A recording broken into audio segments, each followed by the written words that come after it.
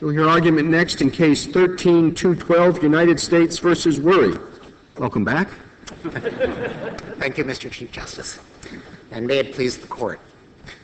The facts of this case, United States versus Worry, I think illustrate why any categorical rule that would preclude searches of cell phones incident to arrest would be inconsistent with historical practice and detrimental to law enforcement. This is a case where what the officers did was see a phone ringing. On the outside screen, the caller was identified as my house. The officers opened up the phone, pressed one button to see that the call came in from my house, and pressed another to see what the phone number was. That's all they did. That kind of a search serves valid, time-honored functions in the search situation of helping to ascertain the identity of the offender. This was a crucial fact because a few minutes later, Worry lied about where he lived, which was relevant to the police ultimately obtaining a warrant to search his house. If they didn't know where he was, they would not be able to. I'm not sure if he was at the precinct. They could have gotten a warrant, and once he lied about his arrest, they would have known he wasn't living there and would have gotten a warrant. Justice Sotomayor, you could almost always say in search incident to arrest cases that the police could have gotten a warrant. I'm not talking about cases where somebody is carrying a gun and the police take the gun off them and they secure it that way. But in all of the other cases that you could imagine that involve searches for evidence, letters which occur in the historical cases, billfolds which have been discussed here, once the officer has it, you could say the officer shouldn't be able to look in it because that could be done under a warrant. There's no time constraint. There's no destruction of evidence constraint. Here, in fact, there actually is a destruction of evidence threat with respect to the general category of cell phones, and that's what this Court has been asked to look at, the general category, cell phones and smartphones. We discussed earlier the threat of remote wiping and whether airplane mode is an effective counter to that. There is the other threat that I think is even more critical to law enforcement today, and that is encryption. Because if the phone turns off and becomes encrypted, officers can go to the magistrate and ask for a warrant, but it may be months or years or never if they can break through the encryption and actually obtain the evidence. So to the extent that the traditional destruction of evidence rationale justified the search of a cell phone or justified the search of traditional items, it applies even more strongly with respect to cell phones than it does with most of the items that might be seized from a person. So the worry, I think— Please tell me about encryption, because I know people can encrypt, but I thought they had to do that when they put the information in the phone. No, as best I understand it, Justice Sotomayor, many smartphones today are equipped with built-in encryption. Apple has hardware encryption and software encryption. Samsung and HTC and other brands are quickly following with strong encryption. The encryption is deployed in a way that if you don't have the key, the data that's on the phone is useless. The key is often stored in memory, and it's accessible only when you can get into the phone. Now, if the phone is on and functioning because the person has been arrested while they, for example, are making a phone call, you can get access to the phone and you can attempt to get information from the phone without the encryption key being an obstacle. But if the encryption is deployed, that can sometimes be an insuperable barrier even to the manufacturer. I'm not sure how on the scene the police are going to look at everything in a cell phone anyway. They got to be doing something to save it. If the encryption can be— Well, no, the evidence is the information on the phone is encrypted. This is my understanding, Justice Sotomayor. But the phone itself has the key to decrypt it because the user obviously wants to get access to the information. I mean, the problem, apparently neither you nor I actually have this on their phone, as far as I know. But I'm imagining something. Maybe you have it, but there is some kind of system that once it goes bzzz, you never can get the stuff again, except after 8 months. And when this bzzz happens, it happens at least 10 minutes after the arrest, and not before, so the policeman would have time to look at it. But the time they get to the station house, the bzzz already happened, so now nobody else can. Maybe there is such a thing. I've never heard of it before this minute or before the briefs. Well, why wouldn't? You see, I'm suddenly Justice Breyer. incredulous about it from my tone of voice, because I don't see why somebody who wanted the buzz actually to keep the police away wouldn't do it after 30 seconds. So if you have an iPhone, Justice Breyer, and I don't know what kind of phone that you have, I don't either, because I can never get into it because the password. it's encrypted. That's the problem. The phones are set up to protect the data, and I think this is something also revealed about See, my point is, somebody who really wants to go to all that trouble will surely have it turn off after 30 seconds, and the policeman won't be able to look at it out. Well, not all criminals are so clever that they manage You have to the do dim criminal who is thinking about the magistrate at the station, but not thinking about the policeman. I mean, you see what I'm doing with my questions? I'm I think casting both- a little cold water on this as a rational. Yeah, my response to you is that having tried to ascertain the empirical reality of this problem, it is greatly feared by law enforcement. We've documented that by the numerous studies, the National Institute of Standards and Technology study that talks about the grave concerns that encryption's raised. It's not as big a problem if you get the phone in an active state and you can begin to look through it. It does have unpredictable capabilities of becoming encrypted if it's turned off or if certain apps are deployed on it. And for that reason, But you have to keep the phone going anyway, so you can get to a place where you do something with it. a lot of these searches occur, Justice Sotomayor, at the side of the road where the officer opens, like in the Riley case, the officer opened the phone right on the heels of the arrest, and he immediately saw evidence that the individual was a gang member, something that he hadn't had personal knowledge of before, because every letter K was preceded by a C, which indicated to him it meant Crip killer, which indicated he was a member of the Bloods gang. So it's a very common thing for officers to take advantage of the information that's on a phone, just the way that they would take advantage of the information that's on a person to find out who they are dealing with. And I think it was asked in the Riley argument whether there were instances in which phones had been used to trigger dangers. And there are instances in which people have used their cell phones right before an arrest to call in a posse of their accomplices to basically attack the police. And by looking at the cell phone quickly, if it's available to the officers, they can look quickly and see if there was a text sent in the last 5 minutes or a phone call that might actually protect their safety, which is another one of the traditional justifications of search incident to arrest. This is a categorical exception, as the court recognized twice last term, both in the Maryland versus King decision and in the McNeely decision. The court recognized that search incident to arrest was a categorical exception to the normal warrant requirement. Mr. Dreeben, something that you said about the encryption,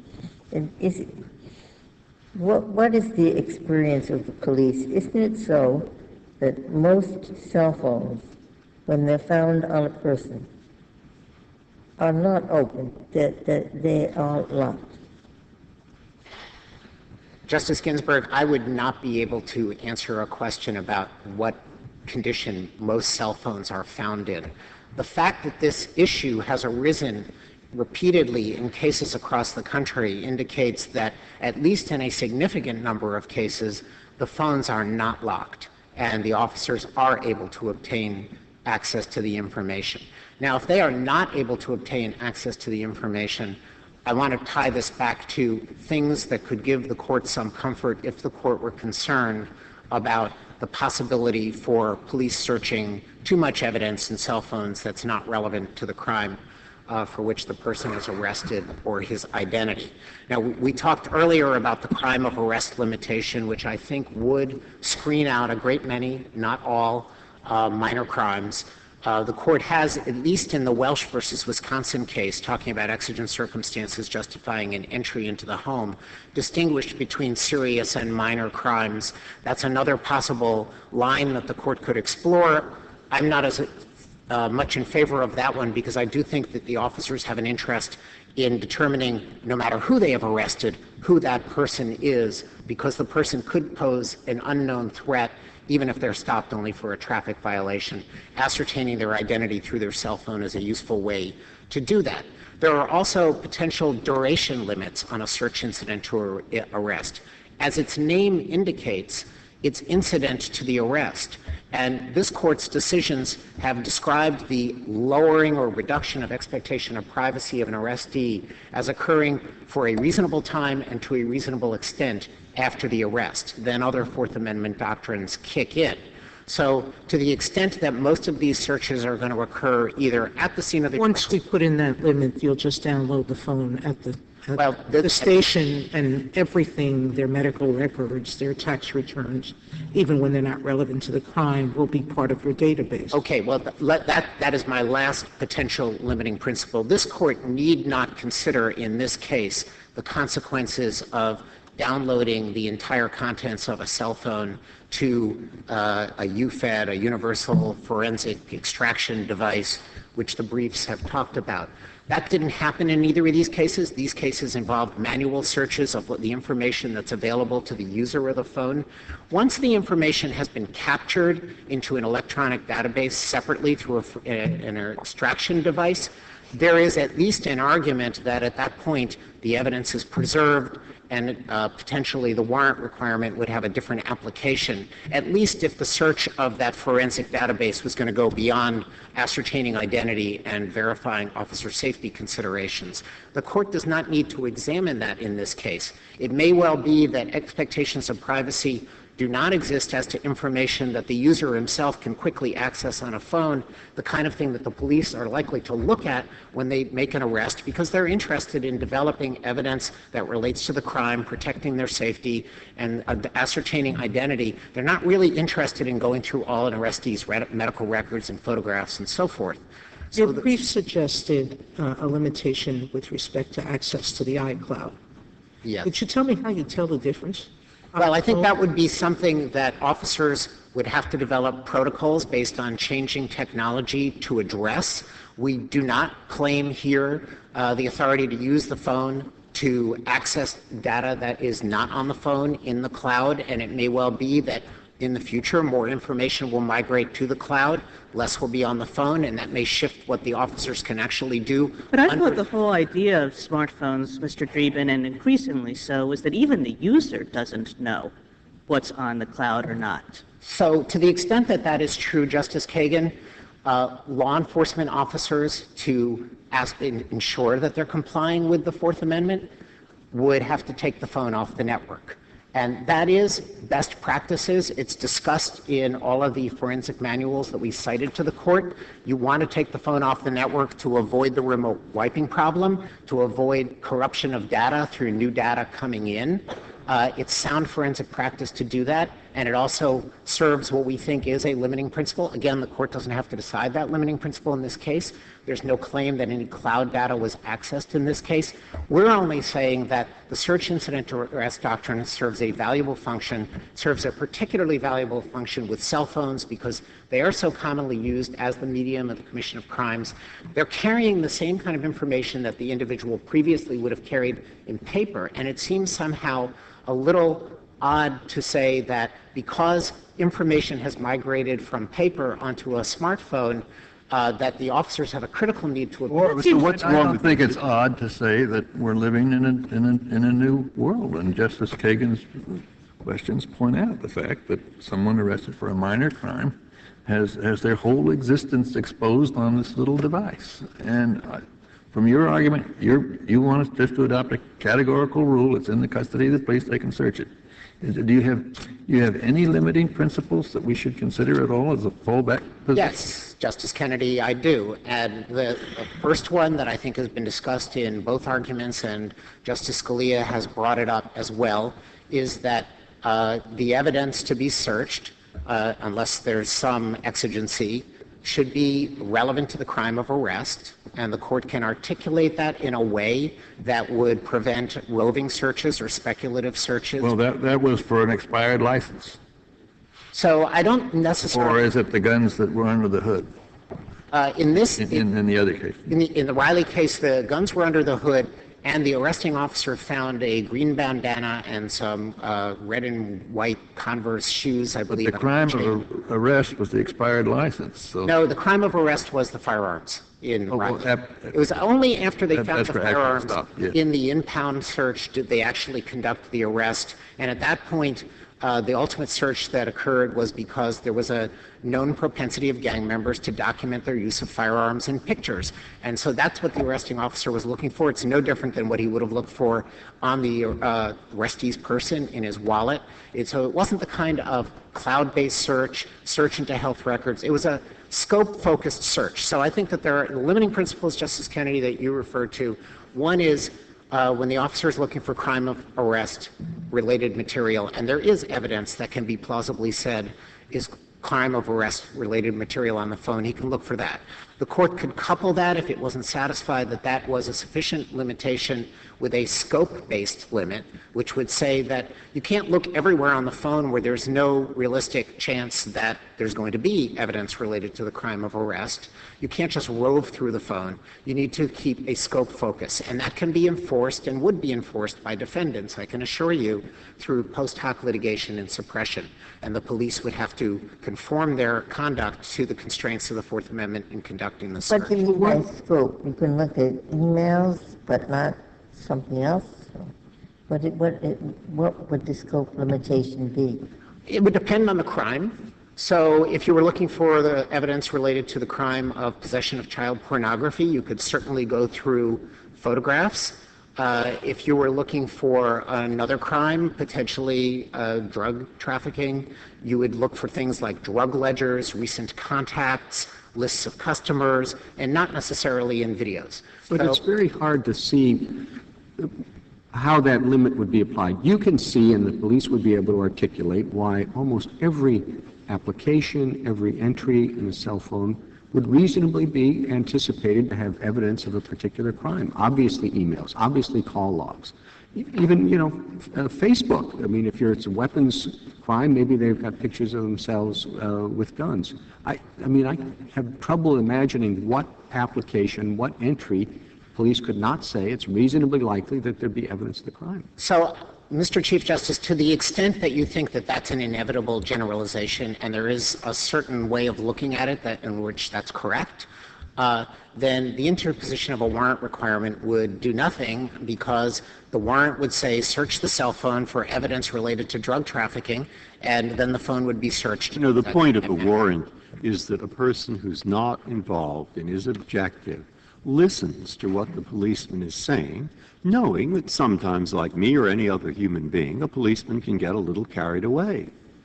And so if, in fact, he does show the warrant that there is this basis, you issue the warrant. Many, and if he doesn't, you don't. It isn't because they're difficult legal questions, it's just you want that third dispassionate mind to review what the facts are. Now, if that's a purpose of having a warrant, how long does it take to get a warrant in the mine run of these cases? Is it not a matter of hours in most places? It may be in some places. In some places, I'm sure it's difficult.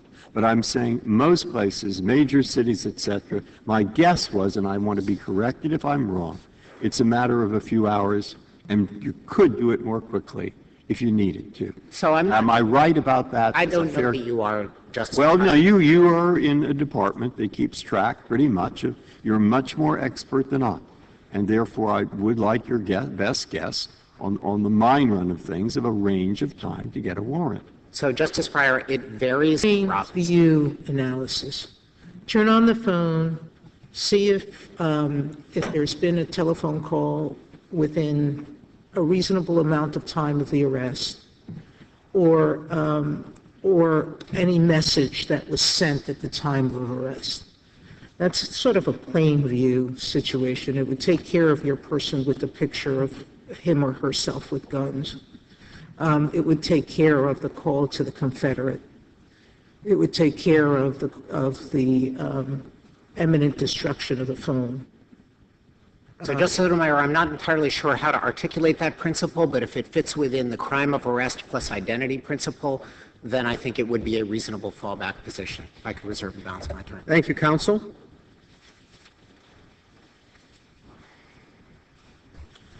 Ms. Misner? Mr. Chief Justice, and may it please the Court, I'd like to first talk about the encryption that we've been discussing. It's not an issue in this case. It was not an issue in Riley. It was not litigated below. And the government has just now said that there are a lot of phones arriving at a lab in a locked state. But do we know whether they're in a locked state because they were locked at the time that they were seized, or did they lock subsequently? The number of password-protected phones that are open at the time of arrest is pure speculation. And if they're not open at the time of arrest, the government's argument about locking is irrelevant. The number of password-protected phones that would be inaccessible at a later time is also an unknown and speculative quantity. There are devices that can break passwords. Technology advances on both fronts. I believe that the government has capabilities of breaking the more typical passwords, the four-digit, four-letter passwords within 15 minutes. You can obtain assistance from manufacturers in obtaining the passwords and ability to.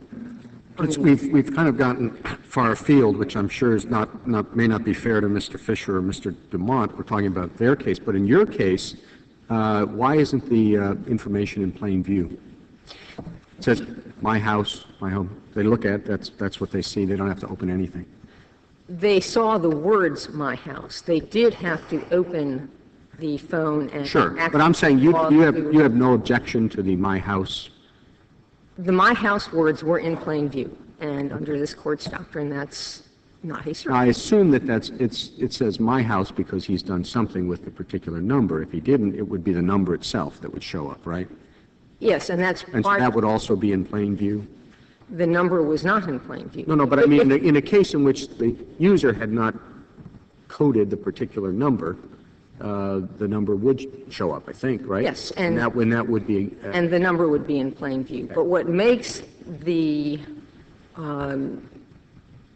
privacy interests and the associational interests in simply the call logs, which the government has talked about in Mr. Worry's case, is that it does contain more than simply the numbers dialed.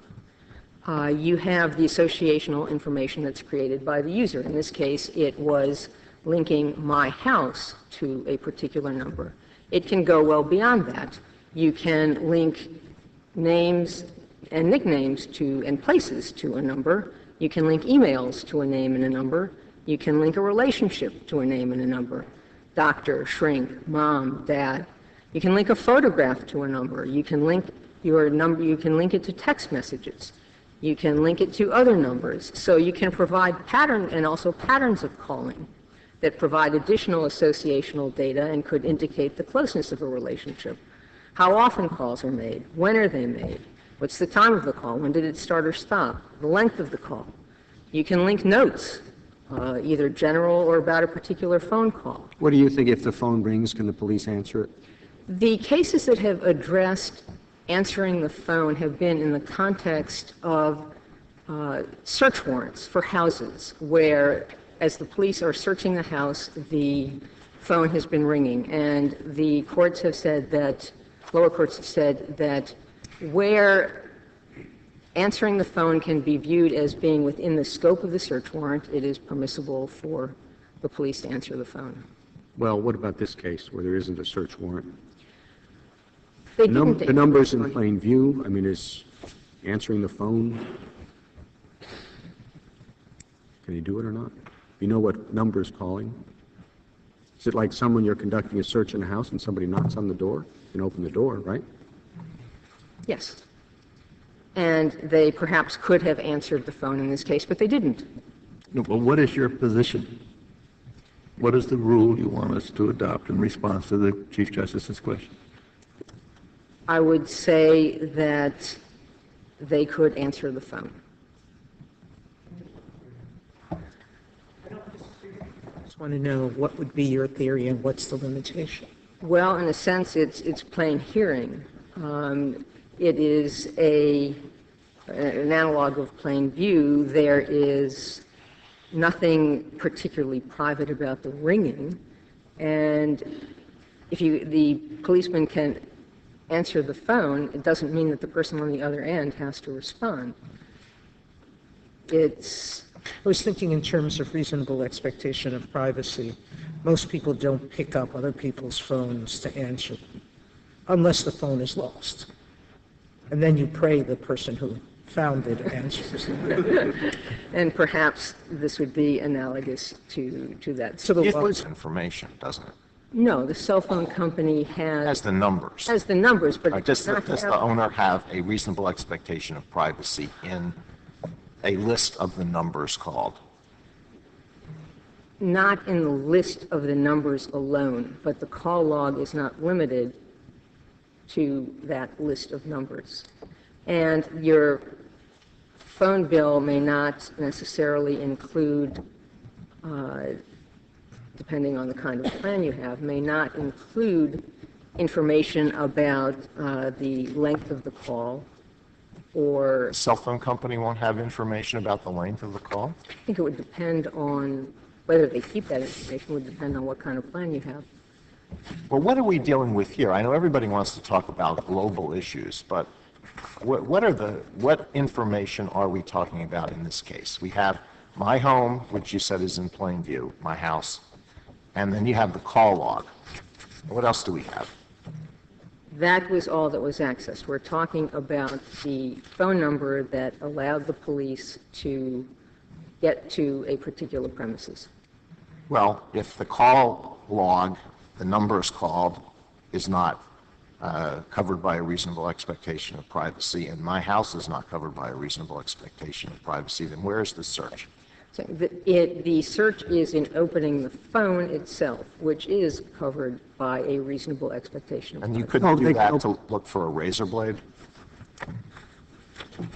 You are then Open the looking, old style flip phone to see if there's something inside? yes, you could examine it, but that is not going to get you the phone number. You had to push, the officer here had to push a button in order to get access to the call logs. There were two buttons. So you have a reason, but what is the reason? By pushing the button, you get information that you just told me is not covered by a reasonable expectation of privacy. No, Justice Alito, I believe I said that the information is covered by a reasonable expectation of privacy because is associational information that is inputted by the owner. Yeah, but was any of that used here? It was the link between my house and the number, yes, that got them to, Well, they saw that they saw the phone rang at a particular time, and then if you look at the call log, you can see what call came in at that particular time. And then you know where the call came from that registered as my house. but you wouldn't know that it was my house absent the information that the owner of the phone had. Why is that so? Maybe I don't understand the facts. If the phone rang right now, and you look at the call log and you see what call came in at 12:13, you know that the call came from my house, and you see the number of the call that came in at 12:13.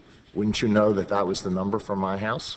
But you wouldn't know from the call log alone without information input by the phone owner on that log that it was my house. Well, You if would it simply wasn't get the input, number. if it wasn't input, you would have the number itself in plain view. Yes, but you could go to some kind of reverse directory to get an address, but you have what is the reason to believe that You the wouldn't know that number it's the has house. anything to do with the defendant? Can the police search the person's wallet and find an index card with a number of my house? Can he do that I and believe use the information obtained? that the police can examine the contents of Examine the contents of the wallet but not read it? I And- don't understand. May the police or may not the police examine a wallet, find the number that says my house, and act on that information to investigate the crime? Yes or no? This court has not addressed the reading of information examined in searching for. Well, it seems to me incident that it's fairly clear that this part of the contents that are seized that are in the possession of the arrestee and that the police can act on it. under the justifications of Chamel and which were reiterated in Robinson and in Gant and McNeely, the justifications are officer safety and evidence preservation, which does not necessarily encompass reading. But to address the case of the cell phone, I don't think you have to resolve whether it's appropriate to read paper documents that you come across in examining. No, but the point is, the only information they got and used was the phone number and address of his house, right? And that it was his house, right? That's on your driver's license, isn't it? So, Or residences, but this was not, then they needed his driver's license, which they had. So I guess I'm just trying to see what greater invasion of privacy there was in this case than the police looking at your driver's license when you're carrying it around in your wallet.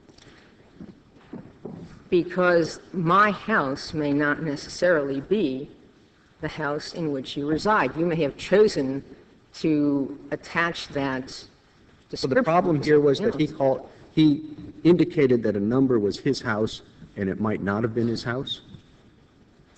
The problem is that the police searched his phone in order to associate information contained in the phone with what they were able to observe in plain There view. were two buttons. Now, was there a claim made in this case that exigent circumstances, destruction of evidence, or officer safety justify the search? No. No. Okay. So I guess that if there is a rule that says you can search phones, then you could do it. After all, you might search a phone and come up with an advertisement for a Walt Disney movie, which is perfectly public. But if the rule is you can't search phones, then you win. Even though in this case they came up with something that was, is that right or not? Yes. I mean, if in fact you can search the phone thoroughly for everything in the person's life, they might have come up with something when he was 6 years old. There is in fact a picture of an elephant at the zoo. Totally public. But it would still fall within the rule, which what I thought one of the things we're arguing about in this case. Yes, Justice Breyer, and we believe that the seize and secure rule that we are proposing meets the needs of law enforcement by allowing them to maintain custody. Well, what is your argument for the proposition, look, when you search a phone, sometimes what you come up with is perfectly public information. Sometimes what you come up with is private information. Now, you want to say the absolute rule should be no. Well, what's your argument? Rather than trying to say sometimes if you get the private information, no, but if you get the public information, yes, etc. Because everything is so intermingled on a cell phone or a tablet or a computer, you don't know what you're going to be getting when you push those buttons and start rummaging through the digital contents of the phone. In determining whether the examination of information on a cell phone constitutes a search, what do you think we are doing? Are we trying are we answering an empirical question? What is the reasonable expectation of privacy of a person in 2014 who has a cell phone on his or her person? Or are we legislating what we think is a good privacy rule? I think the court is determining whether or not in 2014 an individual has a reasonable expectation of privacy against government intrusion into a device that carries around an increasingly large percentage of somebody's personal All right, well, a lot of that, part of that is the person must people must actually have that expectation. That must be the expectation of people at large in 2014, that they think that everything that's on their cell phones is private, or they think some of the information on the cell phones is private, or they think nothing on the cell phone is private, Where do you think we should look to answer that question about what people in 2014 think about that question? I think from the fact that people carry them with them in a pocket or in a purse, that exhibits an expectation of privacy. You don't expect people to be rummaging through your pockets or through the items. But why is that so? Now, the cell phones are different. I'm not going to suggest for a second that they're like things that existed in the pre-digital era, but in the pre-digital era, presumably people didn't have a reasonable expectation of privacy in papers, letters, things like that they had, photos in a billfold, numbers, addresses, things that they might be carrying on their persons.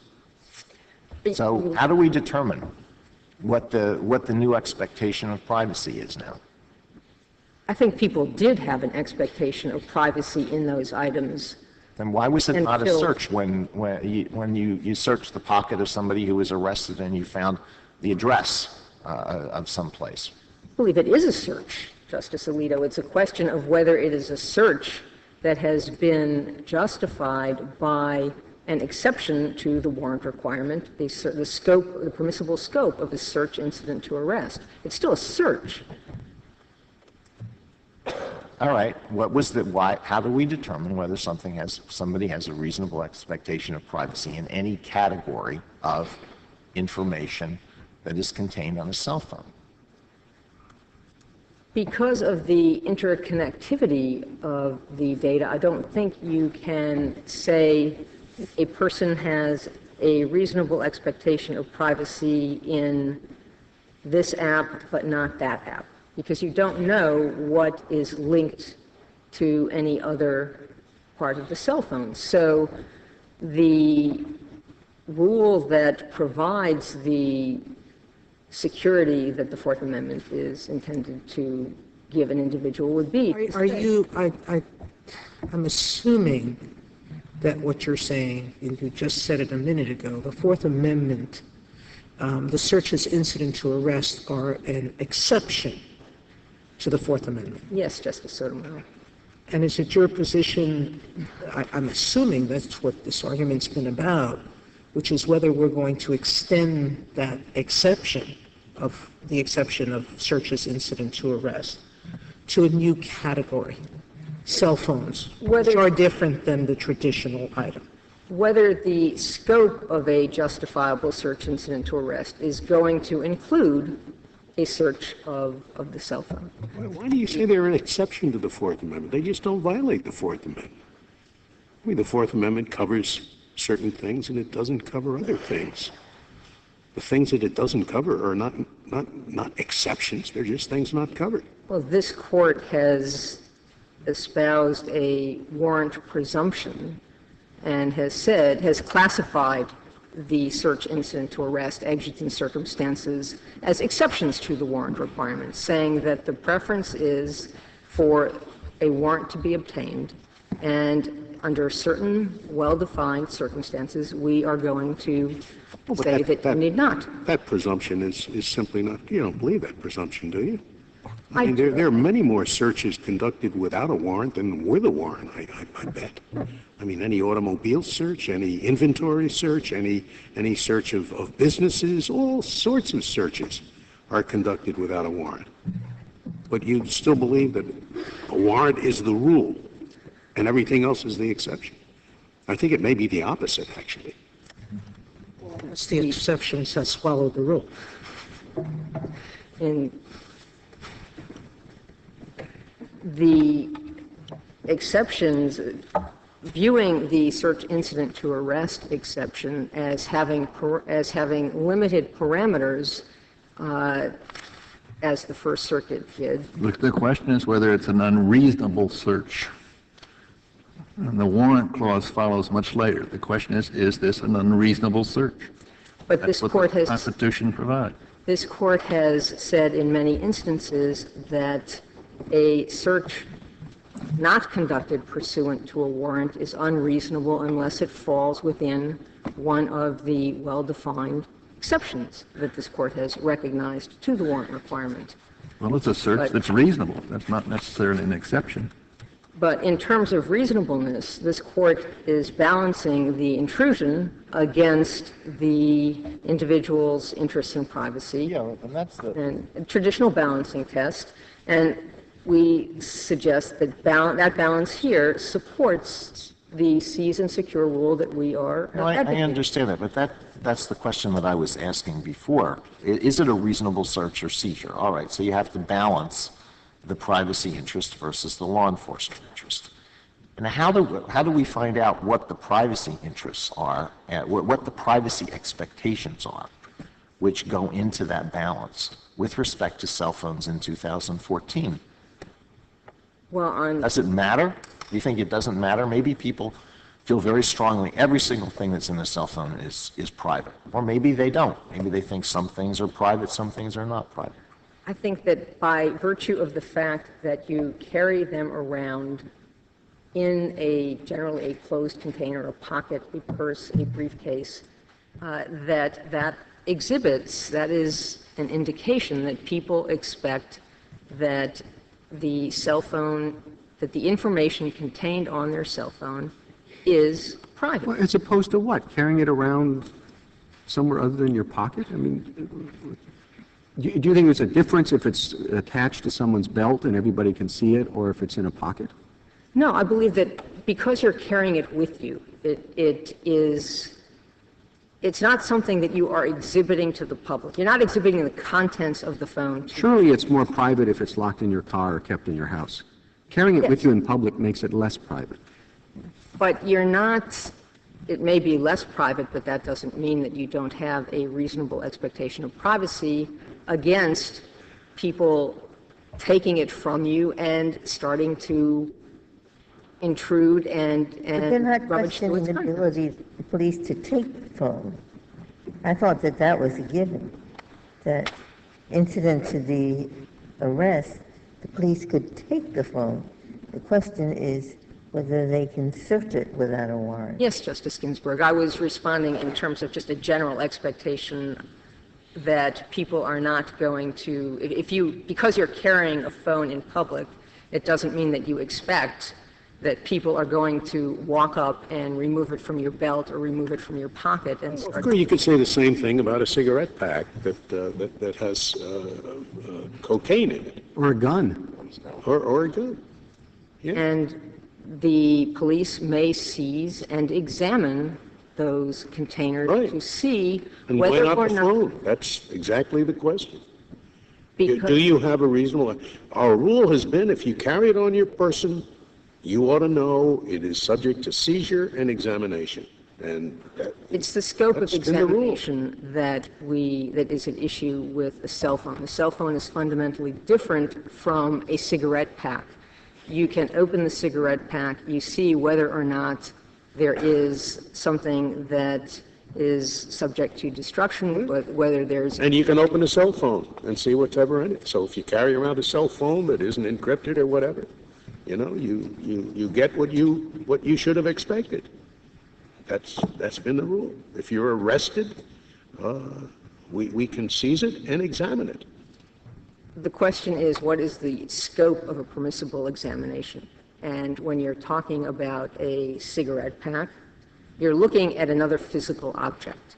You're not looking at the contents of somebody's I understand, but so you're arguing for a new rule.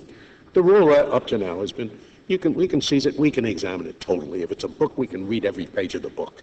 You want a new rule for cell phones, right? We want a rule that says that you cannot search the contents of the cell phone At all. without a warrant, At all. absent exigent circumstances. What would be an exigent circumstance where you could search, in your view? An exigent circumstance. You said you are arguing for a flat rule to the police, thou shalt not, unless there are exigent circumstances. So what would be an exigent circumstance where the police, without getting a warrant, could search the cell phone? One would be an example of police are investigating a bombing, a potential bombing, and they have information that that whoever's going to set off the bomb may do it with a cell phone and is going to be in a particular place at a particular time. You see someone approaching with a cell phone, then suggest that under those circumstances you could take whatever measures you needed. It's not a bomb, but this is a different case. This is somebody in an area selling drugs where the police have told us they typically use cell phones to arrange the deals and the transfers, and this guy's caught with 2 cell phones. Why would he have 2 cell phones? Many people have multiple cell phones. There was no... Really? What is your authority for the statement that many people have multiple cell phones on their person? Just observation.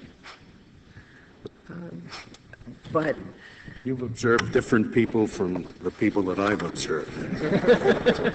Particularly since they're in their pockets, right? Well, is it insignificant in your view that the cell phone was a method for which criminal transactions were typically undertaken in this area, and that the fellow had 2 cell phones rather than what I would have thought is the more normal one? yes, I don't believe that should be a justification for searching either cell phone.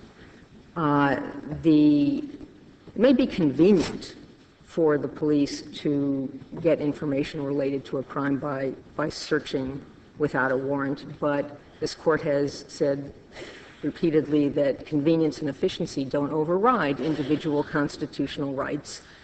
And sanctioning a general evidence gathering search of the entire contents of a cell phone, given the current expansive nature of those contents, is an unwarranted expansion of a traditional search incident to arrest, because we're not talking about the kind of traditional containers that hold limited, finite quantities of usually other objects.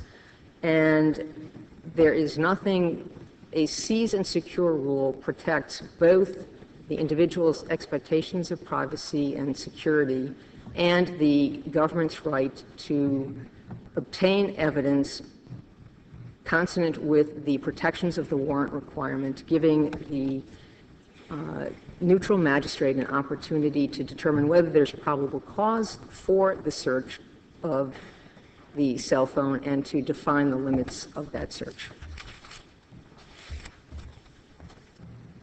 Mr. Dreeben, you have 4 minutes remaining. Mr. Chief Justice, and may it please the Court, a search incident to arrest has always been considered a reasonable search within the meaning of the Fourth Amendment, and I think this case illustrates why that principle well applies to it. This is a very big confusion of the Fourth Amendment.